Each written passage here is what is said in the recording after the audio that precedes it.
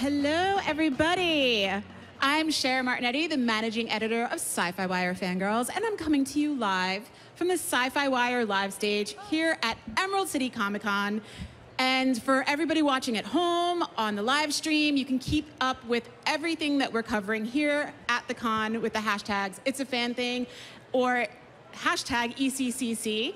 And yeah, SYFY WIRE is your one-stop for everything that you want to see, know, listen to about everything in the Geekverse. Right now, we are talking, or I am talking, to some exceptionally talented women. Do you guys want to go ahead and introduce yourselves? Do you want me to do it for you? I'll do it, okay. Some people like the other way. All right, so I have joining me right now, comics writer Mags Visaggio. I was thinking about it was DiMaggio, sorry. And then next to her, we have Hope Nicholson, publisher. We have artist Agnes Garbowska. I said it right? Okay, good. And then we have illustrator Chryssy Cheung. So thank you, late guys. Let's give it up a little bit. Come on. Let's get a little excited here. So I'm a little thrown because Mags and I were breaking the set decor, and we were trying to fix it before we came up, and I think we did a good job. The Space Needle was looking a little Tower of Pisa-y for a couple minutes there. How's your con been so far? Surprisingly good. I haven't really had that much opportunity to spend time at my table today. I've been doing, panels and whatnot, and that's just been really just a very incredibly positive experience. I've gotten great audience questions. I've gotten, on those rare times I've been at my table today, I've had some really just incredible interactions with fans, which is the whole reason you do these shows, to just like connect with the people that the work is connecting with, and that's like the main reason to come. It's such a valuable and positive interaction, Yeah. Because comics Twitter is such a cesspool, and it's just wonderful to have these positive interactions with fans, because you just don't get that much of it all, when you're not here. It's like a little oasis of calm, ironically.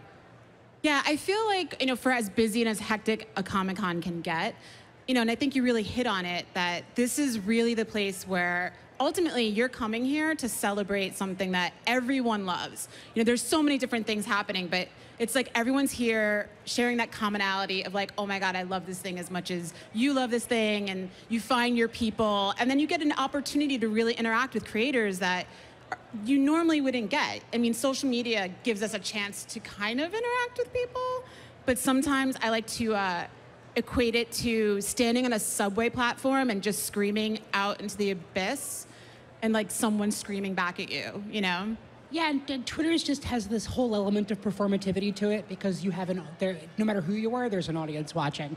And it's the one-on-one fan interactions at cons that are really just such a unique part of this culture we've got, that I really, I guess, hunger for that. It's really wonderful.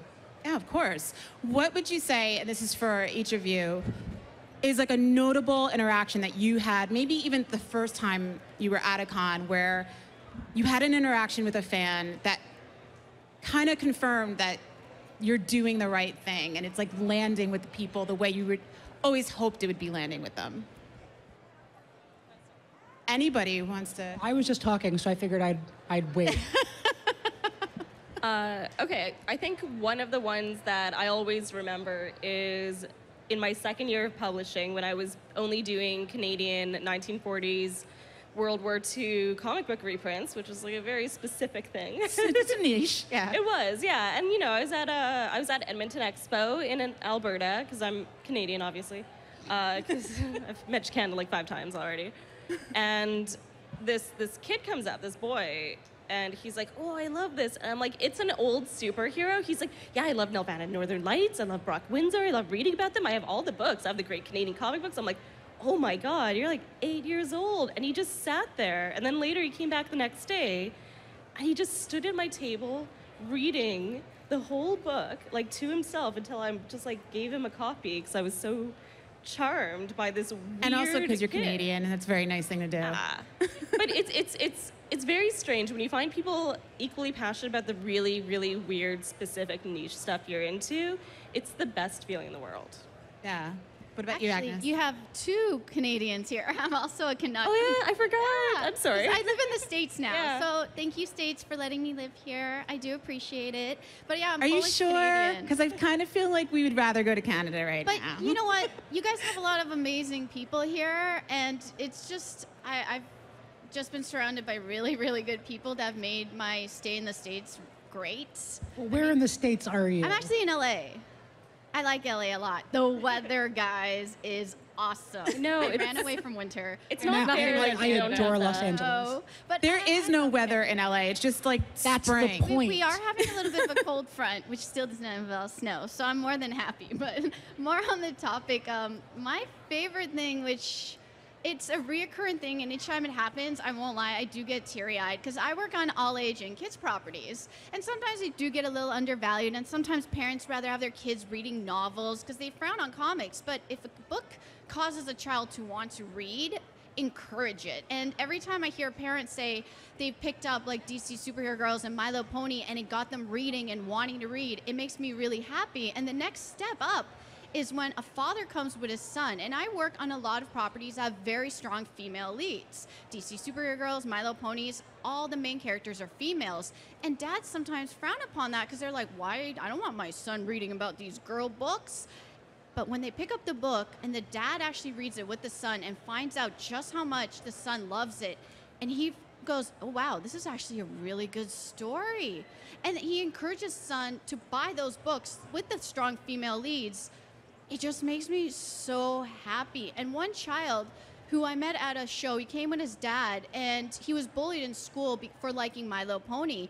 And he was looking at my table over at the artist alley, and he turns to his dad and he's saying, I wish my friends read these books too, because they're really mean, and these stories really teach you about how to be a good friend. Oh And my the dad looked God. over at the son and went, maybe I should check this out with you. And he walked away asking questions about his son about the My Little Pony characters. And I was bawling like a child. It was just those moments are the moments I live for, the interaction with the families and the kids, because you forget how many kids read and love these books. So having even strong female characters, having all these characters for them to pick up and enjoy just makes me so dang happy. Yeah, I think it's, I love that you said that, because I think it's really important, and I'm sure all of us have dealt with this, that whenever there's something that, if it's female focused, it's not like it's just for girls and like guys and boys or non-binary aren't allowed. It's just like someone else now is kind of telling the story from their position, but it does so much for little boys and for literally everyone to read these types of stories and watch these movies and whatever the case may be, because it just makes them a better person. Like, I know it sounds weird because you're like, oh, it's comic books, it's sci-fi, but it really does. It has a huge effect on them. So I love that. Chryssy, what about you? So I don't have a specific instance of anything that really happened to me, but I just love when, like, I've been doing conventions for a couple years now, and so people are starting to recognize me and recognize my work, and so I've had a lot of people just come by and their eyes light up when they see like the new stuff I've been working on, or they keep up with my social media and they see like post work in progress and, you know, post about my cats or whatever, and like people love that kind of stuff, and to like keep seeing the same people come by and appreciate the work just really like warms my heart. I'm starting to recognize people too. I'm like, oh, I've seen you before. Welcome back. You know, here's a sticker. When is it, did you ever have that moment where you went from, you always knew what it was like to be a fan, and then that moment that you're suddenly now having a fan? Like, what's that switch like when it happens? It's bizarre. It's absolutely, it's unreal to have people who kind of get you, you know, like my work is full of a lot of really personal and very, I guess, uncommon themes. Like I do a lot of stuff with trans characters. I do a lot of stuff dealing with failure, with depression, with suicidality. That's stuff I touch on a lot because I had a really rough spell in my 20s. And I just today had someone come up to my table, like crying at meeting me because Eternity Girl was like exactly the book they needed at the exact moment they needed it.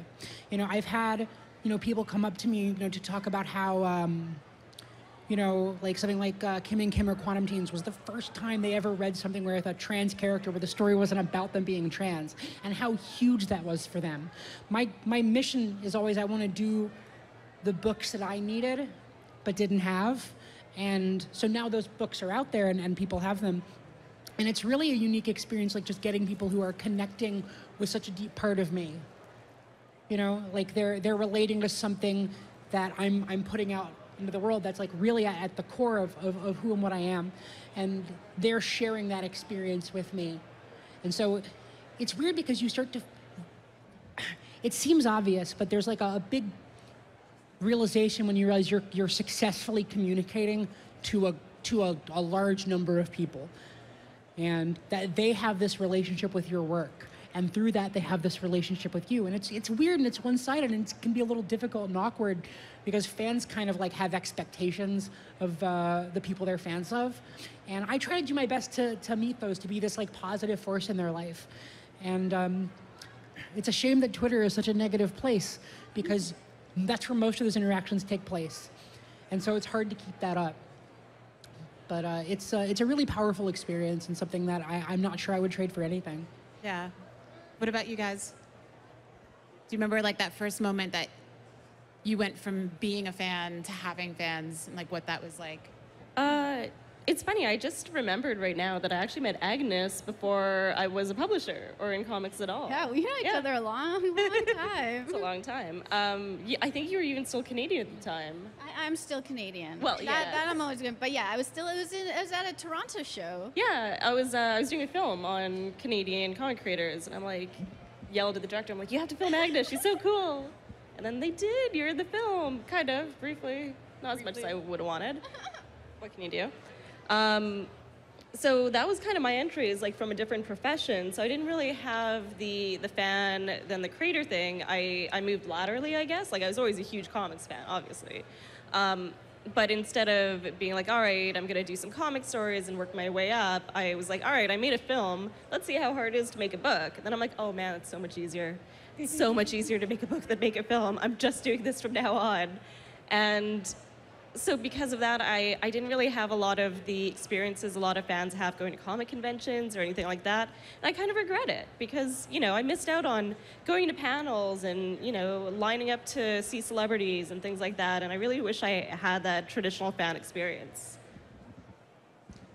Agnes? It's definitely a surreal moment. And like I've been in the industry now over 12 years, and you'd think I would get used to the experience. No, I still get quite nervous, and I get still tongue-tied talking to fans, because it's kind of crazy that your words and actions and what you do can impact someone's life. And it's crazy because like the artists that now I call my friends, I started off being fans of theirs, and like I love Aspen Comics, and they're one of the ones I collected when I was in high school, and now I do covers for them. So it's this weird kind of, you're still trying to figure out if it's real or not, but you're like, no, I'm drawing for this company now. This is really weird, and someone will be buying my book now. No, it's definitely humbling and flattering, and it's just crazy. Yeah, oh yeah. Basically everything Agnes said. But like the first time I was like, because I just started doing Comic Cons maybe about 6 years ago, and I didn't have any credentials, zero, none in the comics industry, because I worked a lot in commercial, so designing like the look and feel of like how commercials look and stuff, and so it was very different, completely, totally different field. So when I first started like getting a fan base, like it was mostly the personal illustration work that I would just do for myself on the side, and then these people have stuck with me and watched my growth, and I'm just like, wow, weird, I have fans. I had someone come up to my table yesterday with a stack of almost everything I've ever I published. saw you tweet that. It was the weirdest thing. It was very humbling. But that has to also feel amazing, because just like you're saying, how I think with fans a lot of the time when they come up and they acknowledge something that you've created because of how, it was the thing that they needed at that time, or it resonated with them in a very personal way. At the same time, when they're saying how you kind of validated them sharing that is validating you and your work. And it's like an incredibly powerful, like, shared experience. It's like a partnership. Yeah. You know, there's like a, you know, the death of the author idea, that the only text that an audience has access to is the text in their mind. And so there's a degree to which they're writing the story with you in their act of internalizing and interpreting it. And so the two of you are having this partnership in the creation of what they experienced. And that's utterly humbling. Of course. So each of you come from, you come into the industry in very different ways, and you have different roles, obviously. But I want to talk a little bit about, like, the actual work behind the creation and behind getting out there and, like, pitching your stuff and getting your stuff greenlit and seeing it, like, the whole process. Because I think a lot of the times, a lot of people don't really have an idea of that process and just how important and crucial it is. So what's it like for you when you're starting to come up with an idea, and like, what are the steps that you go through when you're like, I have this thing and I want to create it, and now what? Well, what I always say, because I get asked a lot as a publisher, like, oh, how can I get you to publish my book or my long-running series? I'm like, well, I don't publish long-running series. So first of all, research into the publishers. But the big thing I always recommend is to start with short stories. Even if you have a really big epic in your head, you still need to build up the skills to even try to approach that. So start on self-contained 5 to 10 page stories, write it if you're a writer, pay an artist that you find an artist alley that you like their work if they are open to that. Don't be mad if they're like, no, I'm too busy, or no, it's not of interest. There's always going to be someone who you could find who's a perfect match for you. And if you're an artist, yeah, start drawing, start looking at other work, start experimenting with layouts and, you know, testing your skills and your boundaries. And over time, you'll be able to start the pitching process. But first, you really need to actually start making things. Everything with comics is super collaborative, you know, because you have to have the writer, you have the artist, you have an inker, you know, the whole nine. How is it, let's say, when you're trying to find that person, when you're in a position that you're looking for someone to partner with, what's that like? And what's it like as an artist? Like, I feel like it's almost like you have to be asked out on a date by a writer. No, it really is collaborative, and people often forget how collaborative it is, because if you have an amazing writer, if you work with an artist that can't represent their story, the book's still not going to be a success. So it really is about finding a good team, and I've been really lucky that I've been teamed up with some amazing writers. Working with Shea Fontana, we were like seriously the most perfect match. We were able to bounce off each other. I was able to add to the story, and that's even when you're a writer hunting for an artist, you really have to find someone that will complement you, because that's the only way it's going to be a success, and that applies to every step of the way. If you have a horrible colorist, your work's going to look awful, and I know this from personal experience. Like, there was some pieces where I was almost crying when I got it back, because I'm like, this is going to go to print. So it really is about finding the right team for you, and you got to shop around. If you're a writer, go around the artist alleys, ask what artists what they're doing, and if they're up and coming like you, and you guys seem to mash perfectly, that story you're going to put together is going to look beautiful, because it is a team effort. And I'm really lucky that the companies just like me for what I do and how I tell stories. I have a very whimsical way of telling stories, and my characters are always very organic and bubbly, and that comes from my own personality. So sometimes your writer might even have a very similar personality to you, because you guys just mesh so well together. But it's just important to practice and get yourself out there, use social media, people still use forums. I actually was on a lot of forums. And if you're an artist, practice your storytelling nonstop. Practice your perspective, practice your anatomy, because no matter what style you draw in, you have to know your basics, or else you can't fake it. Everyone will know that you still don't have it. So I draw very cute characters, like ponies that don't even have hands, but I understand a horse's anatomy. So this is very important things, especially if you're an artist trying to get into the industry. Yeah, I didn't even think about that, how you have to study horse anatomy to do My Little Pony and have them use their hooves like hands and arms. It's a good point. I know you mentioned how having somebody when you mesh with them and your work looks great, it's a fantastic thing. what happens when you're in an opposite situation, where something, have you ever had something that you worked on, either the final product wasn't what you had hoped, or maybe it didn't land or resonate with people the way you had hoped? Because I think failure is a very real thing that everybody has to deal with, so. Oh, it happens all the time. There are like, I still go through, because you grow as an artist, so things that I thought were good at the time, I look back, I'm like, oh my gosh, I've come a long way. But that happens, especially when you're working on deadline to deadline books. You're gonna have stuff that you don't love out there, but that's why you still have to put in your all, even if you're being rushed. But there's definitely a lot out there. There's some things that I could correct in my own power, but definitely sometimes you just gotta let it go, move on to the next project, close your eyes, just don't think about it. Think about the good stuff. Pick your battles. Yes.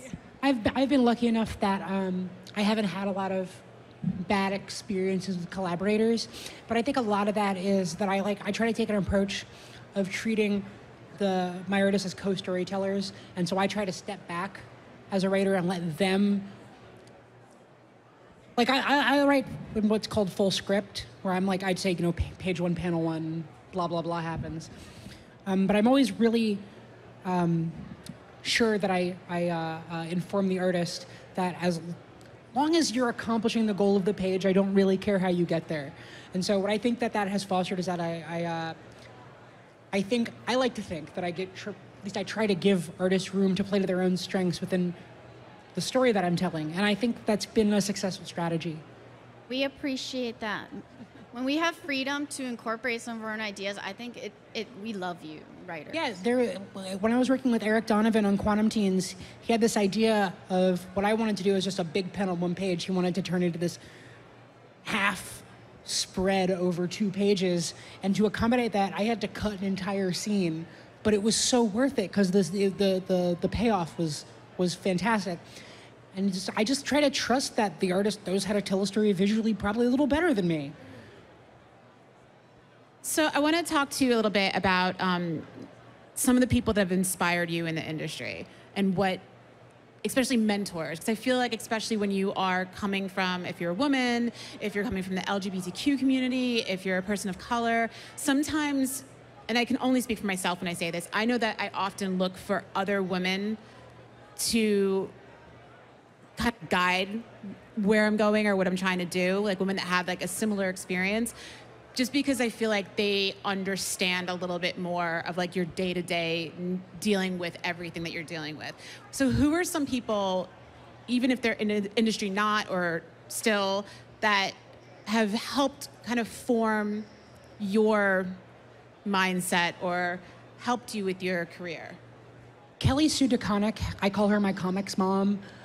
She's been her and Gail Simone are just kind of relentless cheerleaders. And when I've got like something where I just don't know how to navigate a situation within the industry, they're exactly who I go to. I went to Gail Simone when I was having some difficulty with a publisher. There were some shenanigans, and I just didn't even know how to manage this. I'd never run into a situation like this before. And so I spoke to Gail, and Gail gave me some absolutely just invaluable advice. And then I think I have an invaluable debt, invaluable. I have like an enormous debt to Colleen Duran, because during like the height of all the Comicsgate harassment. Colleen's amazing. She is. She gave me so much perspective in terms of like dealing with it, because this all felt was getting like these mountains of crap thrown at me for months, and I know Colleen has gone through. And at the time, actually, was going through that too. So I wondered, I was like, what do I do? I don't even know what to do about this. And she's like, here's the thing. This isn't new. It's not different. This is the same stuff they've been doing to me since 1989. All this changes how they're doing it, like the medium they're using. And that was like so clarifying, because it was like, oh, this has nothing to do with me. Because it's hard when you're getting that like, of course, all that crap to not internalize it. And you feel like it's a personal thing about you, and it's really not. Yeah, and like you don't know. Like I was new. I was at the time very new to the industry, and now I'm a couple of years deeper than that. But Colleen just telling me like this, Weezy got the same stuff, I got the same stuff. Like Annie Nascenti got the same stuff. Every woman in comics I'd ever heard of was like at their peak was getting the exact same crap.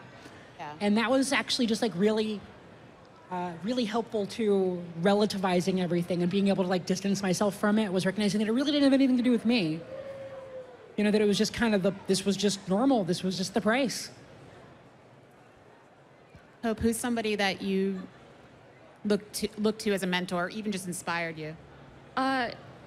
It's difficult because there wasn't a lot of other female publishers up and coming at my time. Like, there had been some in the past that I was aware of, but ones at the time, I just didn't know any. So there have been definitely mentors in the Canadian publishing industry, more so than in the comics industry, who sat down with me and explained distribution. They've explained the grant process for Canadian things. They've told me what book events to go to that are important, and that was a huge help. Especially High Water Press, which is a female-run company in Winnipeg, where I'm based, which publishes exclusively Indigenous graphic novels. And because we had similar goals, I would often go there, and in return for them giving me business advice, I would share with them the lists of creatives that I've met at comic conventions for them to hire. So it was a really nice way of kind of them getting something from a newer publisher that they don't have access to, and me learning the aspects of the traditional publishing industry that I didn't have access to. Agnes? Ooh, I think one of my biggest influences, and also because they were very encouraging of me earlier on, were the guys at Aspen Comics, and especially Michael Turner, who influenced my art. I love copying his art, and I did develop a friendship with the company and him, and they were so encouraging and did portfolio reviews before I was even getting published, and they just saw something in me that maybe at the time I didn't see myself, and were extremely encouraging. And when I was a kid, I loved Jim Lee and Joe Mad and Humberto Ramos, and they really influenced my style earlier on and just helped me develop as an individual.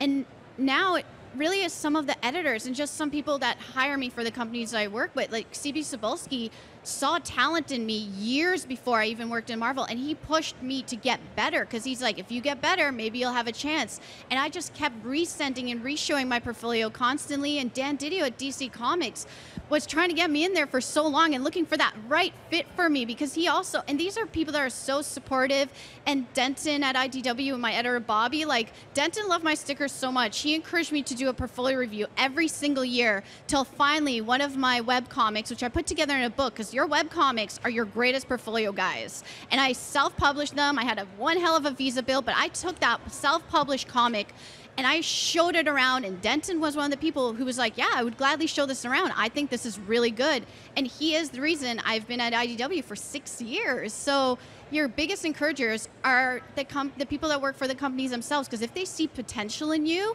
and you are motivated enough to take their critique and work on it every single year, they might be the ones you'll be working for, and if not, you might work for a different company, but they're the ones who pushed you to get better. And the key is always get better and always keep improving, no matter how long you're working or not working in the industry.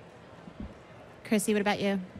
Yeah, so for me, because I come from a different background, I wasn't working really in comics until maybe a couple years ago.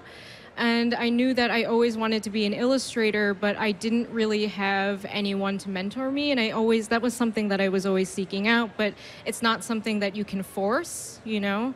Because then if I like come off too strong or whatever, it's like, whoa, this girl is crazy. Like, what is going on here? So for me, when I got accepted into the 2017 Star Wars Celebration art show, that was when I really found like a really good support group of artists, and I think that's when I started to find maybe the right people. Like maybe I just wasn't surrounding myself with the right people. Like, you know, you have friends that you meet in college and stuff, but because when I studied in college, I studied animation and special visual effects and computer animation. I didn't know a lot of illustrators, and I didn't know a lot of people in the comics industry, so I was basically starting with a blank sheet of paper when I came and started doing conventions, and just like I've met a lot of people along the way, but from the Star Wars Celebration show, someone who's really helped me out a lot, and I guess someone I could call a mentor, like someone who I call where I'm like, hey, can I pick your brain about something, is my friend Scott Harbin. Like, he's a multidisciplinary artist, kind of like myself, because when you draw for commercials, you have to kind of, people call me an art mercenary because I kind of can pick up different styles and work on things quickly. And so I was hired a lot to create style frames for commercials and for bids, and what that entails is putting together PDF decks. It's normally a couple different companies that are all bidding to do the same commercial, and so I was somebody who put together the decks and who also created the artwork that went into these decks to illustrate how these commercials would look. And so I have a lot of experience doing that. And then now with comics, I'm a couple years in. And so I did need a lot of help and I still do, still learning every day. But Scott's somebody who I could always he's one of those guys who's just like, call me anytime. And he has a lot of advertising experience too. And I work a lot I don't do sequentials, I only do covers. And I work a lot on with consumer products with companies. And so it's kind of different. Because I work direct to client.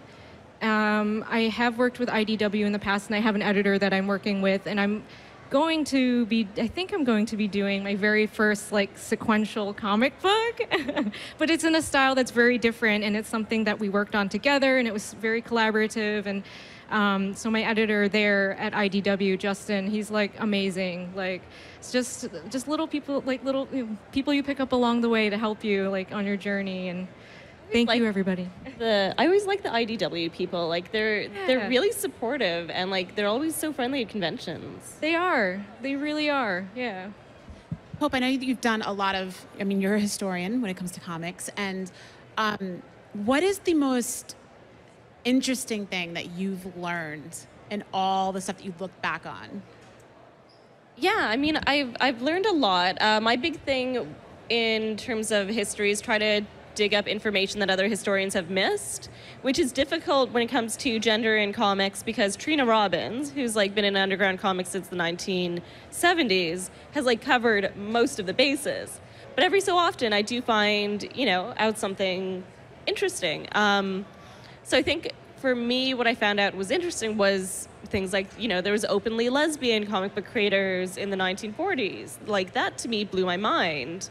And that the roots of comics are actually rooted in sex comics, which is hilarious because everyone talks about how dirty comics are nowadays. And I'm okay, look at what happened in the 1930s. There was just tits everywhere. So those are some things that I definitely found really interesting. But also the fact that Dell Comics was the best-selling comic book of the 1960s. And people never remember that, and they don't remember that during the Comics Code Authority kind of juvenile delinquency hearings, the Wordham stuff, that the female president of Dell Comics was oh no, no one buys crime comics. Look at the sales listings. People buy kids comics, so you should all calm down. And it now has this idea in history that crime comics and horror comics were really, really huge and popular. But they weren't. They were just a tiny little niche that got blown completely out of proportion. So yeah, that's some interesting things I learned about the comics history. So we've been doing, for Women's History Month, for our podcast, we're doing Forgotten Women of Genre, where every day we tell a story of a different woman that's worked in science fiction or fantasy or horror. And we've done a couple episodes in some comics creators, Minnie Newells being one of them. And I know that Mags mentioned Colleen Duran, who she's been around for a minute, and I think she's really seen a lot of the evolution in the industry, and also can speak on this is what's changed, but also this is what hasn't. What are some things just from what you know from your research that you can speak on and how the industry has changed when it comes to being more inclusive, or even with the treatment of creators, not just female creators or trans or LGBT or non-binary creators or people of color, just over in general? Yeah, in terms of gender, that's been something where in the 1940s there's a lot of female creators because the war, guys were overseas, so women took up the slack and started drawing comics, which is fantastic. Then same thing that happened in every industry once the war ended. The female creators, unfortunately, most of them ended their comic careers. And the bad thing about comics is that it's always been very, very white and very, very straight for the most part. And I think what's really neat is that we're seeing in the last 2 decades, a huge switch outside of that. And I think a lot of that is because the market is no longer dominated by Marvel, DC, and Image. I mean, it is, but there's also a lot of people seeking diverse content, seeking stories that aren't those that have already been told. Because if you tell the same Spider-Man type of story over and over again, it gets boring, it gets old, it gets stale. But if you change it to Miles Morales discovering things and dealing with cultural issues, or Ms. Marvel being a Pakistani teenager, suddenly it adds this whole new dimension of not only are you exploring a superhero universe in this instance, but also a culture that's probably unlike one that a lot of readers know. And I think that's fantastic. Like, I'm really, really proud of how much the industry has changed the last few years, but it needs to change way, way, way, way more still. What are some things, and I would love it each of you chimed in, that you see a space or an area where it could change, and maybe like a hopeful outlook of how it could change? I looked right at Mags. Go ahead, Mags. I'm sure you have nothing to say about this. Wonder where you could be hinting at. It's a real uphill climb for trans creators in a lot of really frustrating ways. Without naming names, there's definitely kind of an attitude that, like, well, we've got one. You know, that I run into that now and then, or Yeah. I hear stories from other trans creators who are trying to break in. I've heard that from a couple who have tried to break in. They were like, well, you know, we would just get Mags if we wanted to do something like that. That's awful. That's frustrating. I got approached informally, this wasn't an offer, about a trans relevant project at a big 2 imprint. I thought I don't actually know it was going to happen, so I'm not going to say anything. And they were like, would you want to do this? And I was like, how about you talk to Michelle Perez, because she did The Pervert, and I think that would actually kind of gel with kind of the attitude over here.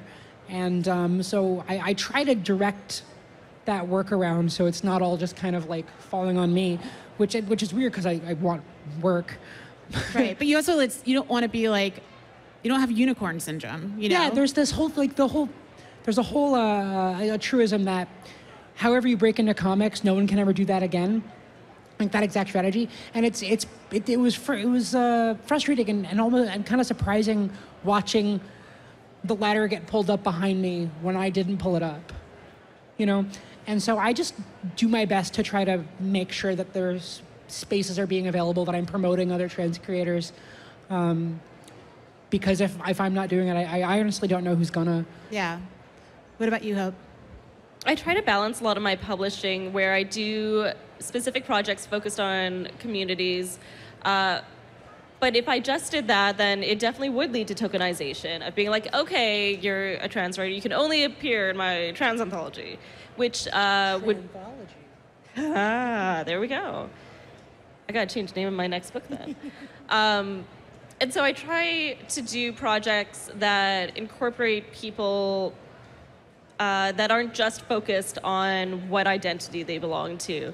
So, you know, working with trans creators on all ages graphic novels, working with indigenous creators on stories about geeky love, things like that are really important to me because then it gets people exposure into the bigger publishers without being tokenized.